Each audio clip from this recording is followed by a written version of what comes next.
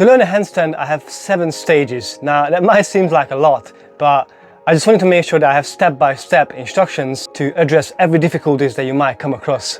And the stage 1 is just a requirement. I just want to make sure that you guys have the strength to start learning the handstand.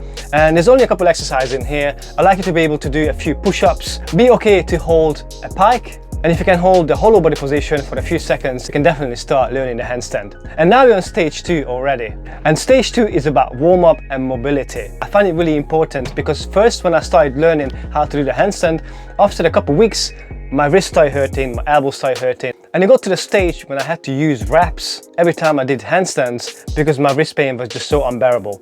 But when I started training my wrist, training my elbows or warming up my elbows and my joints, the pain went away and never came back ever since. So that's why the second stage is about doing wrist push-ups, doing elbow circles, working on scapular motions like protraction, retraction, depression and elevation, working on those exercises and just making sure that the body is warmed up and ready to be upside down. Now the third stage is your kick up.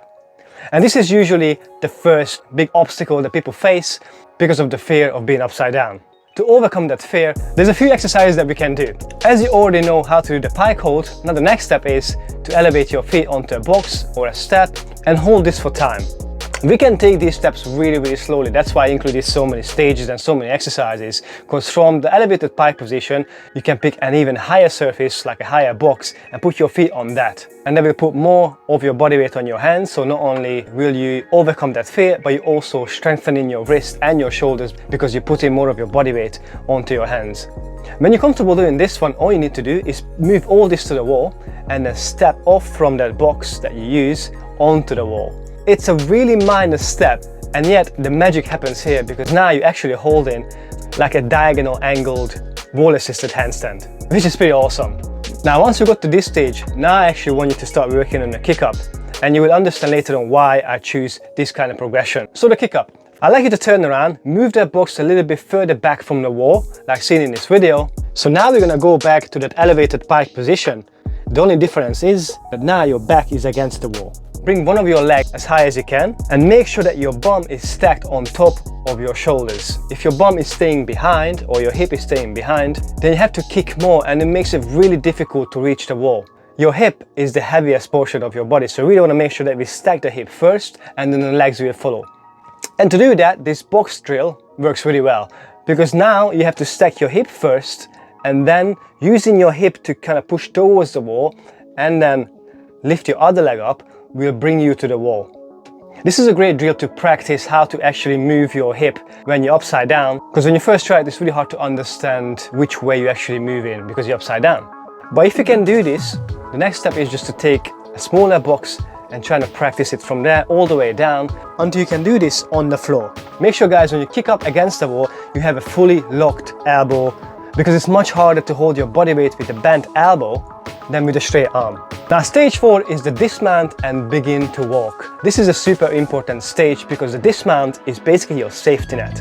In handstand there is overbalance and there is underbalance. Overbalance is when you fall forward, so the opposite side where you started from, and the underbalance is when you fall back to your starting position. When you fall back to your starting position, there's nothing major can happen. You might hit your feet on the floor, but it's not going to be painful. Whereas if you fall forwards, if you don't react, then you can fall on your back, which is a little bit painful. You're probably still going to be fine, especially if you use some mats and some cushions and anything soft around you just to absorb the shock. But I'd much rather have you learn a dismount variation so you can practice your handstand on any surface and you're going to be safe because you're always going to be able to dismount when you reach that overbalance. Okay, let's build up the steps towards the dismount. It all starts with pike walks. There's a couple variations you guys can do. You can just walk on your hands in a pike position. You can do the same in an elevated pike position and you can just walk side to side, or you can walk forwards and backwards. It really doesn't matter. What's important is that you're practicing walking on your hands with a little bit of your body weight. And as you get stronger, then you put more and more of your body weight on your hands, so you build the strength to walk on your hands upside down. Now if you can do the plank walks or the pike walks, then we can definitely start practicing the wall walks. The wall walk is when from a push-up position you walk all the way up into your facing the wall handstand hold and come back down. Now here you have all your body weight on your hands, so this is a really challenging exercise. And the reason why we need to learn the dismount, because if you come too close to the wall, then you can lose the balance and you fall, and then you need a dismount to save it. But how to dismount? Let's work on that. The dismount is kind of like a cartwheel. As you fall into your overbalance, you have to dismount to left or to your right side. Usually if you kick up with your right leg, then you would dismount to the left side to your left leg. It's not set in stone, this is just our observation. And as you guys see it in this video, when you dismount, you have to do like a one-step handstand walk. And that's why we practiced walking on our hands previously, so you gain the strength to be able to learn the dismount. Because in the end of the day, guys, you're going to be holding your entire body weight just on one hand momentarily. So you need to build the strength for that. And here we are on stage 5. This is an exciting one because now we're going to learn how to actually balance. So we're able to kick up to the wall, we can walk up to the wall. So now we need to learn how to actually hold it freestanding. And there's 4 main techniques that I like to go through. One is the finger presses. When we fall into an overbalance, we press our fingers down, which brings us back. Now a really important tip, something that was game changer for me, was learning how to do a spider shape with our fingers and knuckles. And the spider shape, as you guys can see it here, is just a hand position. When you bring your knuckles up, you're actually able to press more with your fingers, which is really useful because in the end of the day, you have to press your whole body weight in order to hold that handstand. So we can practice this drill against the wall. So now you kick up to your handstand, make sure you're fairly close to the wall because the further you are, the more you have to press and it's going to become really challenging. And now press your fingers down, and without kicking, don't kick your feet away from the wall, just use your fingers, press them down hard, and your feet is going to come away from the wall. When you can do that, that is such an amazing feeling because this is literally your first step towards holding the handstand freestanding. Now some people struggle to have those knuckles up. If you can't do that, that's okay, but your fingers might start hurting eventually because you just have to put so much pressure on them. Whereas when you bring your knuckles up, it makes it slightly easier and kinder on your fingers. Even if you can only do it with 1 or 2 fingers, that might be enough. Our second drill is the elbow bend. Now remember I told you how you need to make sure that you have your arms straight when we learn how to kick up. Now by now you probably built enough strength to be able to have a slight bend in the elbow. But hear me out. To save you falling into an underbalance, if you have a slight twitch in your elbow, that's enough to kind of shift your body back to its midline. This is not a handstand push-up. I don't want you to do a whole rep, or not even a half rep. This is literally just a twitch in your elbow, and that's enough usually just to bring your body back to that midline. And the last 2 drills I have for you is a shoulder position drill that we just call the underbalance and the overbalance drill. And these are the hardest ones, that's why I left these for the last. With the underbalance drill, you have to bring your shoulders forward, almost like you go into a pike push-up or like a handstand push-up. This is a really difficult drill, but this is something that is going to be really beneficial in your handstand journey. And the overbalance drill is basically an arch. When you first learn the handstand, your balancing range is tiny. It's literally like up here. So imagine you're upside down, that's your balancing range. When you learn how to do an underbalance, that range increases. And when you learn how to underbalance and overbalance, your range can be much higher because you're just able to save the handstand from all these ranges. So like I said, the overbalance is basically an arch. And if you already have a really arched handstand, then overbalance is going to be a little bit more difficult for you, but still manageable. Basically, you just need to arch more. And the way to do this is, imagine that I want to be as tall as possible. So I'm fully extending my arms, I'm bringing my shoulders up, and I'm really trying to feel like I'm the tallest person in the world. And that's going to increase the range as you fall into overbalance. So the underbalance is going to help you saving a handstand when you fall back to your starting position, and the overbalance is going to help you to save a handstand when you fall forward.